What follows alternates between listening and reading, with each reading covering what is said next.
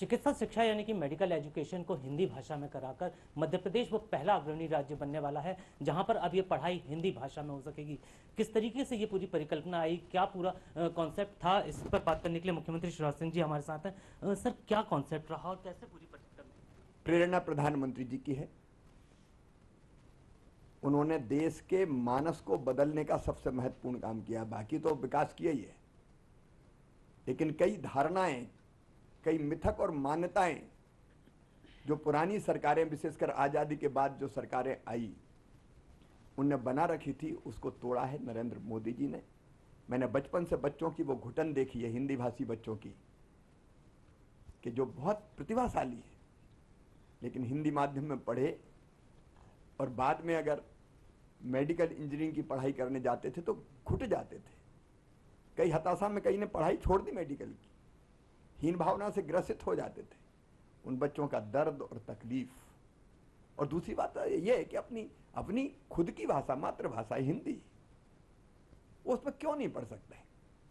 तो तब मन में बार बार ये हुक उठती थी कि हिंदी में पढ़ाई क्यों नहीं हो सकती।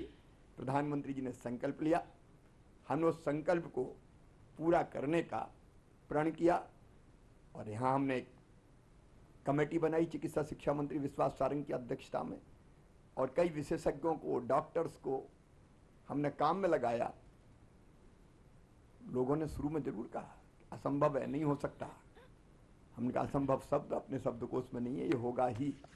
और आज वो दिन आ गया है जब हिंदी में मेडिकल की किताबें तैयार हैं और हमारे देश के यशस्वी गृह मंत्री श्रीमान अमित शाह जी आज उनका विमोचन करने आ रहे हैं। ये लाखों लाख वो बच्चे जो अंग्रेजी न जानने के कारण घुटते थे, उनकी जिंदगी में नया सवेरा है। सर, टेक्निकल डिफिकल्टीज बहुत रही होंगी, आपने एक वॉर रूम बनाया, इसके लिए किस तरीके का कॉन्सेप्ट ये रहा? देखिए, हम दुराग्रही नहीं है। हम ये नहीं कहते कि रेल को लोह पथगामिनी ही कहो, रेल को रेल रहने दो। स्वाभाविक वो शब्द जो चलन में है हम उनको नहीं बदलेंगे, और इसलिए लीवर को हम लीवर ही लिख रहे हैं हिंदी में, या कृत नहीं लिख रहे हैं। किडनी को किडनी लिख रहे हैं, वृक्क नहीं लिख रहे हैं। और हिंदी में इतनी ताकत है, सामर्थ्य है कि वो शब्दों को पचा लेती है। तो हमने व्यवहारिक दृष्टिकोण भी रखा है और इसलिए कोई दिक्कत सामने नहीं आई हमारे। जिस तरीके से इस पूरे कॉन्सेप्ट की बात की जाए, कई राज्य ऐसे हैं जहां पर ये शुरू किया जा सकता है, क्या कहना चाहेंगे उन राज्यों को? देखिए, अपनी मातृभाषा, निज भाषा की उन्नति है सब उन्नति को मूल।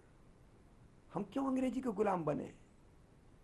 जब चीन अपनी भाषा में पढ़ाई करता है, जर्मनी, जापान, इटली, फ्रांस, रूस, तो हम क्यों अंग्रेजी के गुलाम बने?